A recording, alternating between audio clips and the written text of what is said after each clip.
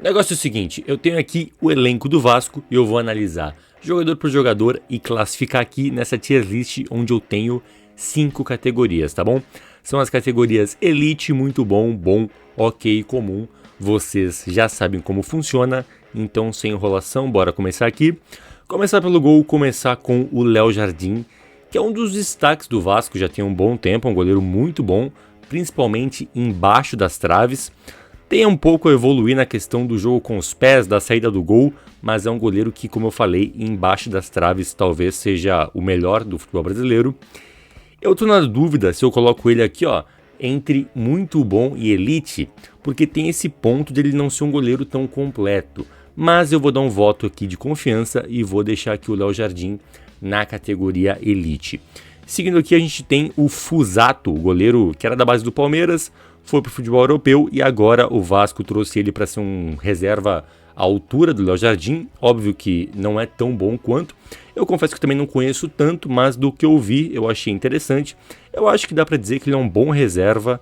Eu tô na dúvida aqui entre ok e bom, né? Pela pouca amostragem vou deixar aqui na categoria ok.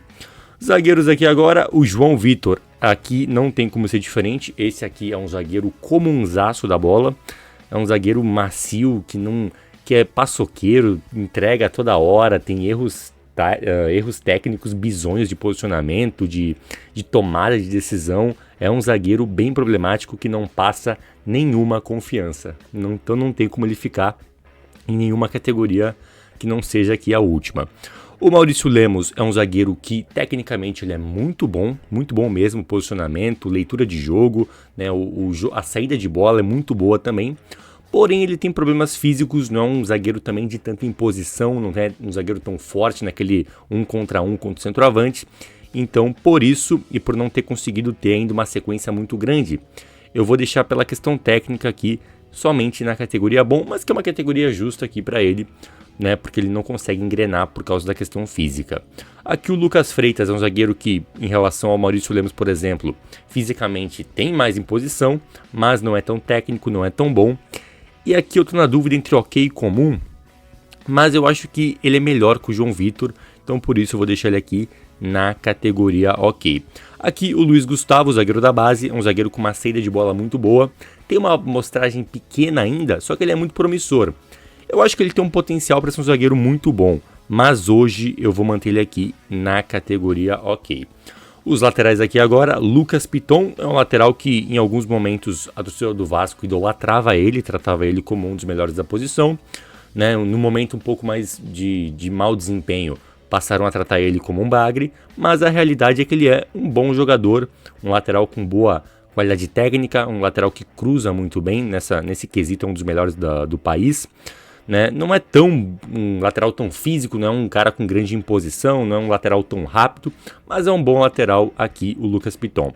O Victor Luiz, na minha opinião, eu acho que ele foi um lateral ok no auge da sua carreira, mas agora já está mais por uma curva descendente, então hoje, com a idade avançada, vai ficar aqui só na categoria comum. Aqui do lado direito aqui da defesa, a gente tem o Paulo Henrique. E esse aqui, fisicamente, é um monstro, cara. É impressionante como ele tem uma capacidade física invejável, é um cavalo dentro de campo, né? E sem contar que tecnicamente ele também não é bobo, não, cara. É um cara que tem boa taxa de acerto de drible, é um cara que desarma muito bem. É um bom lateral, e digo mais, é muito bom lateral o Paulo Henrique. O Pumita Rodrigues aqui, já acho que é bem menos. É um jogador que tem essa grife de seleção, mas vamos combinar que a seleção uruguaia é uma seleção que volta e meia tem alguns jogadores questionáveis que acabam sendo convocados porque é um país com uma população muito pequena. Então, por mais que eles tenham alguns craques, eles também têm alguns bagres que conseguem chegar na seleção. Eu não acho que o Puma Rodrigues seja o caso de ser um bagre. Eu acho que é um jogador ok, mas nada muito mais do que isso. Abrindo aqui o meio campo, a gente tem aqui vários volantes. O primeiro aqui é o Sforza, é argentino, né? Ele jogava no New Old Boys. Eu lembro que logo que ele chegou no Vasco, ele teve uma minutagem maior, chegou a ter uma boa sequência, chegou a ter um bom destaque, mas depois ele veio perdendo espaço. Esse ano ele praticamente jogou muito pouco, ou nem jogou. O Carille não utilizava, o Diniz também não vem utilizando, né? Se fosse aqui 2024, eu colocaria aqui numa categoria bom, porque eu achava um futebol interessante, sabe? Mas agora que ele vem perdendo tanto espaço assim, não consigo colocar ele aqui muito acima da categoria ok.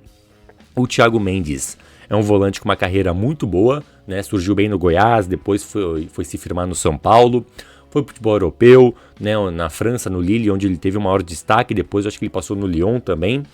E estava recentemente no futebol do Catar, se não me engano.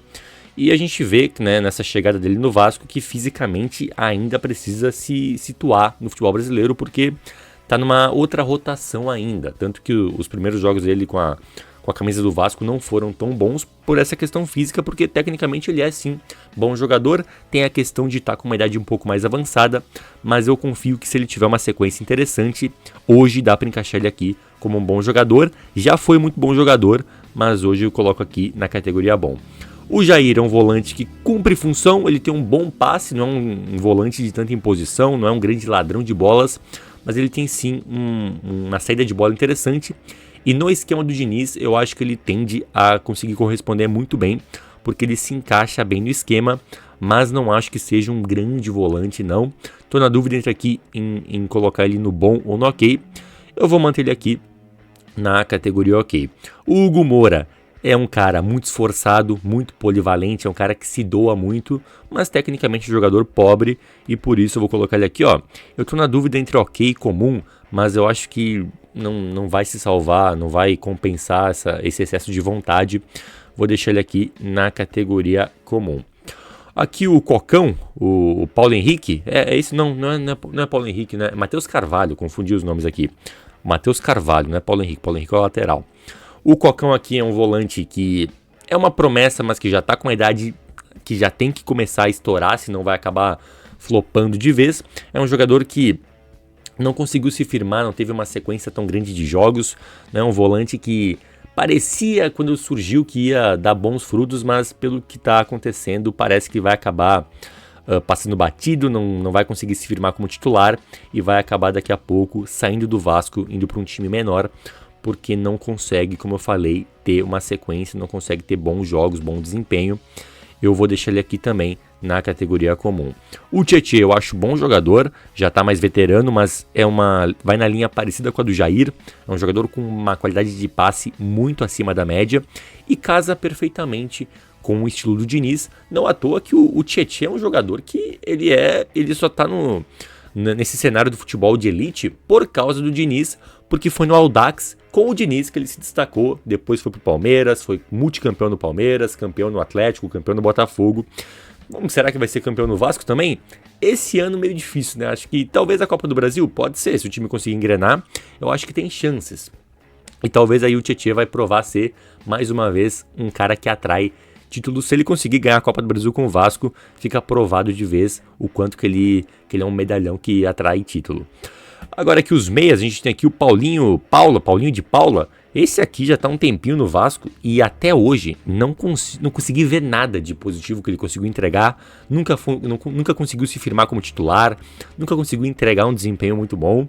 Eu acho que esse aqui é um dos jogadores mais foda-se do Vasco, que não entrega nada e para mim vai ficar aqui na categoria comum. O Felipe Coutinho, esse aqui é um caso curioso, né? E eu tô gravando esse vídeo aqui, ó, um dia depois do 6-0 do Vasco contra o Santos. Então eu sei que a torcida do Vasco vai estar bastante eufórica pelo resultado, então talvez vocês vão achar, vocês devem estar empolgados na euforia, vão querer que eu coloque aqui o Coutinho na categoria muito bom, na categoria elite. Né, se eu fosse analisar só a questão técnica, de fato ele entraria aqui na categoria elite. Porém, tem outros aspectos que a gente tem que analisar. Questão física. Ele tá mal fisicamente? Não tá, mas não tá mais no seu auge.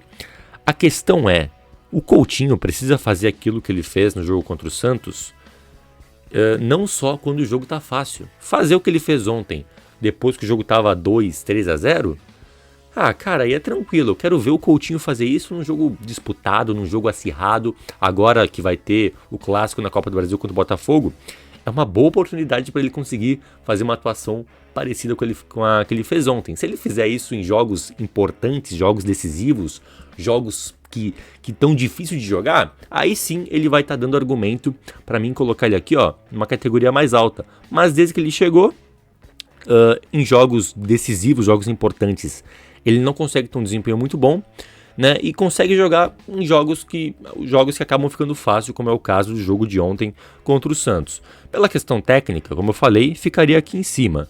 Mas pela questão do desempenho, pela expectativa, ele ficaria um pouco mais aqui embaixo, né? Eu vou dar uma moralzinha porque eu confio nele, eu vou dar um voto de confiança que ele vai conseguir engrenar de vez agora com o Diniz, um estilo de jogo que trata melhor a bola, pode ser que ele cresça, então vou deixar ele aqui na categoria muito bom, mas precisa jogar o que ele jogou ontem em jogos mais decisivos. E eu não posso falar de futebol sem citar a KTO, a melhor casa de apostas do Brasil, que tá com uma promoção bem legal, cara, é a Liga do Milhão. E como é que funciona? A gente pode ver aqui que a KTO tá distribuindo prêmios todos os meses. E como é que funciona a premiação? Do primeiro até os 500 primeiros colocados vão ganhar prêmios todos os meses. A gente pode ver aqui, por exemplo, o primeiro lugar do mês ganha R$5.000 em apostas grátis. Do segundo ao quinto lugar ganha 2.500 e isso vai até os 500 primeiros colocados no ranking mensal que a KTO faz. E como é que funciona esse ranking? Toda aposta que tu ganhar pela KTO e tiver pelo menos 1.30 de odd e pelo menos R$5 apostados, a odd que tem nessa aposta vai ser somada num ranking mensal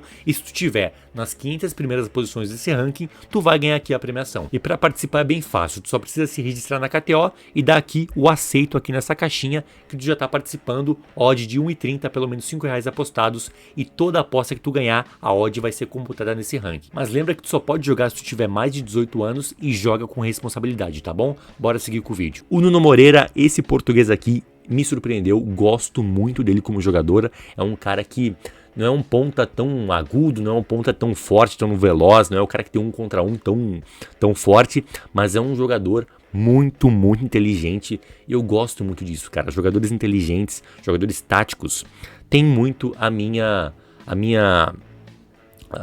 afeição, cara. Eu gosto de jogadores assim e o Nuno Moreira é um jogador assim, é um cara que facilita o jogo, é um cara que eu gosto muito e vou deixar assim aqui na categoria muito bom. O Adson é um ponta agudo, né, que vai pra cima, é um cara meio liso, mas também não consegue entregar tanto, tem sofrido com lesões também. Pra mim vai ficar aqui na categoria ok. O David é um jogador mais físico, não é um jogador tão técnico, também não é um jogador muito inteligente, né, também sofreu com uma lesão séria no joelho, agora tá voltando, mas por enquanto eu também vou deixar aqui na categoria ok. Aqui é o angolano, né, o Lloyd Augusto. E esse aqui também até agora não fez nada, né? A coisa mais marcante que ele fez no Vasco até agora foi fazer o gol que ele meteu aqui, ó. E o gol nem valeu, então até agora também vai ficar aqui na categoria comum. O Ryan, esse aqui é diferente. Esse aqui hoje já, com 19 anos ainda, eu já coloco ele na categoria muito bom, né? Então assim, potencial absurdo. Para mim ele tem potencial para ser um jogador de elite. E assim, um potencial maior ainda, né? Para ser um jogador de nível muito bom no futebol europeu, porque ele tem todas as ferramentas para isso, cara. É um jogador que chuta muito bem, é um jogador que tem muita força, muita velocidade. Ele lembra um pouco também, sabe o que ele me lembra? O Adriano Imperador no começo da carreira, o Adriano que era ala, né, no começo da carreira, jogava mais aberto. O Ryan lembra isso, é um canhoto alto, forte, que chuta muito bem, muito potencial, é muito jovem ainda e já tem números muito bons para a idade que ele tem. E hoje eu vou deixar ele aqui na categoria muito bom já, algo que é muito positivo. O Garré, esse aqui chegou junto com o Nuno Moreira, tinha uma expectativa muito parecida, o Nuno conseguiu suprir essa expectativa positivamente, o Garré até hoje não aconteceu e pelo que ele não rendeu no Vasco, vou deixar aqui na categoria comum. O Alex Teixeira, esse aqui é ex-jogador, né? Não sei porque o Vasco repatriou de novo, né? Pela terceira vez. Já não deu certo na outra passagem, nessa aqui menos ainda, né? Pra mim é ex-jogador, a idade bateu e não consegue mais render. O Verratti, esse aqui, cara, é um caso curioso também, né? Porque na questão de números, cara, ele entrega muito, assim, melhor do que qualquer centroavante que a gente tem no futebol brasileiro. Ele tem uma média, esse ano, por exemplo, de 1 gol a cada 2 jogos. No futebol brasileiro é uma média de elite, não tem nem o que discutir. Se fosse por isso, já entraria aqui direto na categoria elite. Aí tem a questão dele não ser um jogador tão técnico, um jogador que fora da área ele acaba sofrendo um pouco na questão do trato com a bola. Porém, a gente tem que analisar que ele é um jogador que ele tem um contexto para funcionar, que é dentro da área, usando a cabeça no jogo aéreo. E nisso ele é letal, cara. Ele é o jogador mais letal e mais perigoso dentro da área no futebol brasileiro, né? Nessa bola alçada, nesse cruzamento, na bola parada. É o jogador mais perigoso. É impressionante como ele consegue criar tantas jogadas de perigo no jogo aéreo, cara. É uma arma muito poderosa e por mais que ele não seja um cara muito técnico e não tenha grande virtude com o jogo com os pés, o fato dele ser tão perigoso e tão letal no jogo aéreo, que pode ser um cruzamento ruim, ele vai lá e dá um jeito de antecipar o zagueiro, de segurar no corpo e conseguir cabecear.